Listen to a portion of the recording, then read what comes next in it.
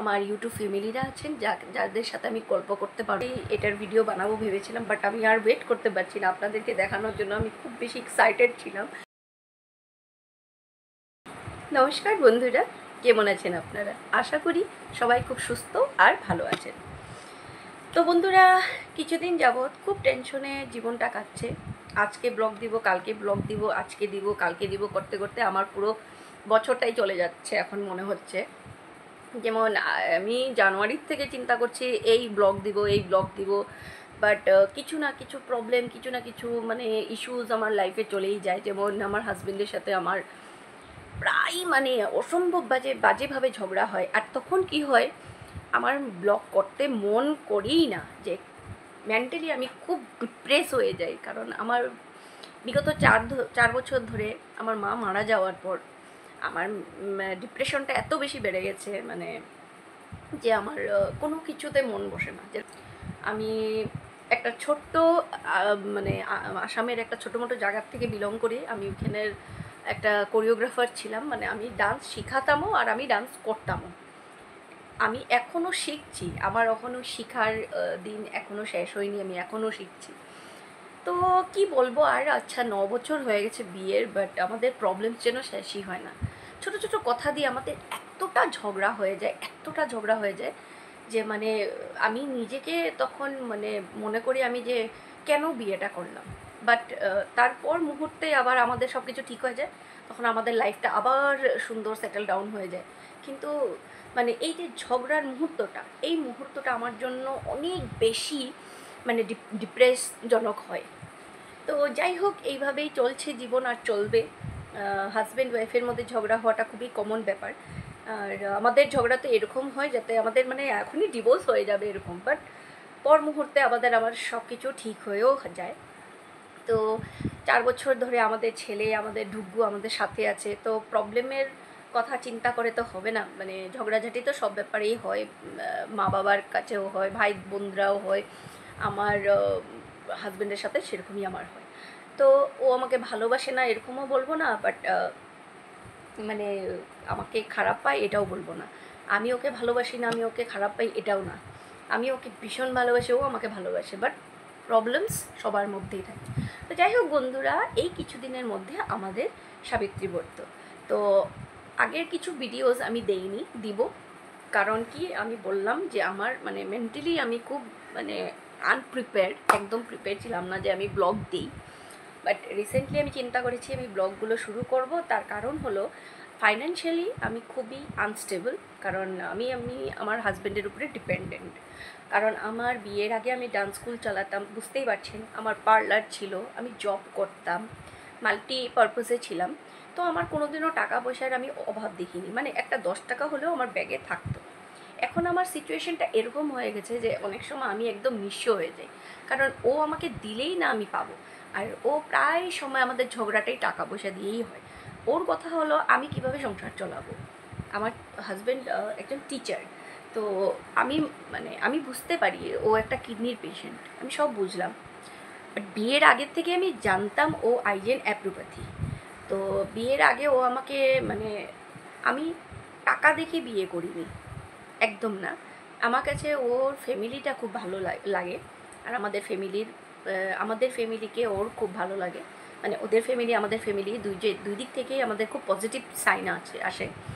আর ও তখন কিছু করতো না। আমার বিয়ের মানে আমাদের যখন বন্ধুত্ব স্টার্টিং হয় তখন ও প্রাইভেট জব করতো। তারপর সাডেনলি ওর জবটা ছেড়ে দেয়। কারণ ওর মা বাবা চাকরি করতো দুজনেই, একজন কোঅপারেটিভে ছিলেন ওনার বাবা, ওর বাবা, আর ওর মা ছিলেন হেডমিস্ট্রেস। তো ওর টাকা পয়সার কোনোদিনই অভাব হয়নি। বাট আমার কাছে ছিল যে তুমি 10,000 টাকা হোক, 5,000 টাকা হোক, 2,000 টাকাই হোক, তুমি নিজে জব করো। আর ও ছিল মাস কমিউনিকেশন করা, যার জন্য ও দিল্লি গিয়েছিল। দিল্লি যাওয়ার পর ওর মার যখন পা ভাঙলো, ও এসে যেতে লাগে ওইখান থেকে। কারণ ওদের আর কেউ নেই, মা বাবার ও ছিল, বোন টোন নেই, তো ওকে আসতেই হলো। আসার পর ওইখানে প্রাইভেটে এক মানে আন্ডারে জব করে, মানে এই ইসের মাস কমিউনিকেশনেরই রিলেটেড জব করে। ও রিপোর্টার ছিল, এই সেই গুয়াহাটিতেও করে। কিন্তু আমার ঠিক বিয়ের 2 বছর আগে ওর জব ছিল না। আমি তখন ওকে বারবার বলি, তুমি একদম টেনশন নিও না, আজকে নেই কালকে হবে। তো আপনারা বুঝতেই পারছেন আমি কোনো দিনই টাকা পয়সা নিই, কারণ আমার নিজে আমি এতটাই ক্যাপেবল যে আমি কোনো দিন কারো দিকে, আমি আমার বাবার দিকেও ঘুরে তাকাইনি। হ্যাঁ, আমার বাবা আমাকে পড়াশোনা করিয়েছে, নো ডাউট, কিন্তু একটা টাইমের পরে আমার খরচা আমি নিজেই উঠাতাম। ইভেন আমি আমার ফ্যামিলিতেও দিতাম। আমি দুটো টিউশন করতাম, তো 500 আমি 2টা টিউশনে ইনকাম করতাম। আমি প্রত্যেক মাসে আমি একটা করে সিলিন্ডার বাড়িতে উঠাতাম। মানে ফাইন্যান্সিয়ালি ক্রাইসিস থাকলেও আমি ম্যানেজ করে নিতাম আমার বাপের বাড়িকে। তো আমি এগুলো গর্বিত না যে আমি, কিন্তু আমি গর্বিত যে আমার মাকে আমি খুব মানে ভালোভাবে রাখতে পেরেছিলাম।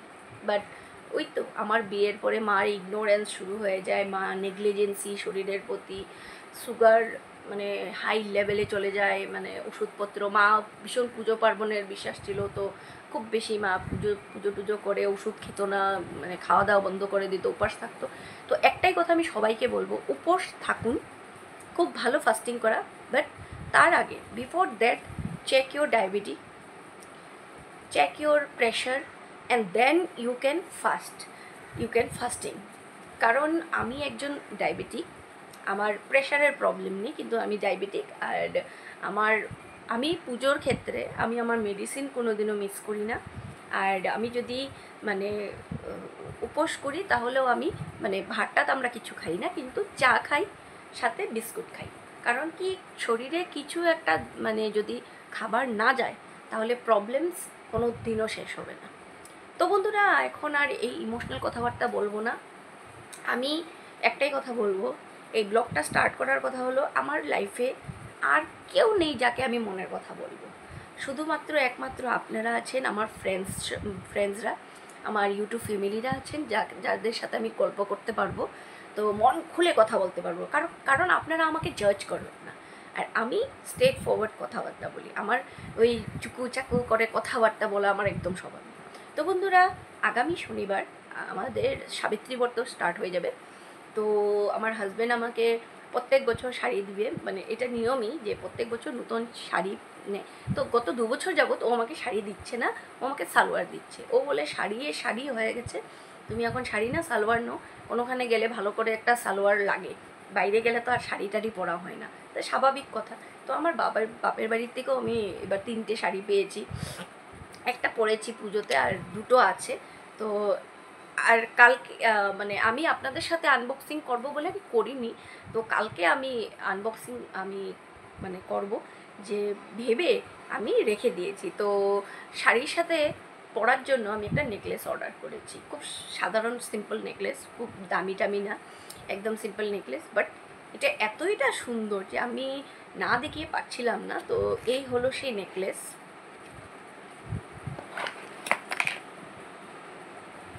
উপস, পড়ে গেছে। তো আমি আপনাদেরকে পরিয়েই দেখাবো, যদিও আমাকে এই অবস্থায় ভালো লাগবে না, আমি এখন ওই ঘরের ড্রেস। তো বন্ধুরা, আপনাদের আমার এই সেটটা কীরকম লেগেছে প্লিজ কমেন্ট করে নিশ্চয়ই জানাবেন। আমার তো খুব বেশি পছন্দ হয়েছে, আমি কি বলবো, আমি ভালো ড্রেস পরেই এটার ভিডিও বানাবো ভেবেছিলাম, বাট আমি আর ওয়েট করতে পারছি না আপনাদেরকে দেখানোর জন্য, আমি খুব বেশি এক্সাইটেড ছিলাম। তো আমার এই নেকলেসটা আর আমার এই সেটটা আপনাদের কীরকম লেগেছে প্লিজ কমেন্ট করে নিশ্চয়ই জানাবেন। আর আমার চ্যানেলটাকে ফলো করবেন, আমার ভিডিওগুলোকে লাইক করে শেয়ার করে দেবেন। আর আপনাদের সাপোর্টের অনেক অনেক অনেক আমি আশা করি যে আপনারা আমাকে সাপোর্ট করবেন। আমাকে সাপোর্ট করাটা মানে আমি মনে করব আপনারা আমাকে ভালোবাসা দিচ্ছেন। তো বন্ধুরা, আজকের জন্য ভিডিওটা আমি এখানেই শেষ করলাম। কালকে আবার আপনাদের সাথে দেখা হবে আমার ডেলি ব্লগ নিয়ে। তো লাইফ ইজ আনপ্রেডিক্টেবল, কিচ্ছু বলা যায় না যে কখন কি হয়ে যায়। তো আজকের জন্য এইখানে, বাই বাই।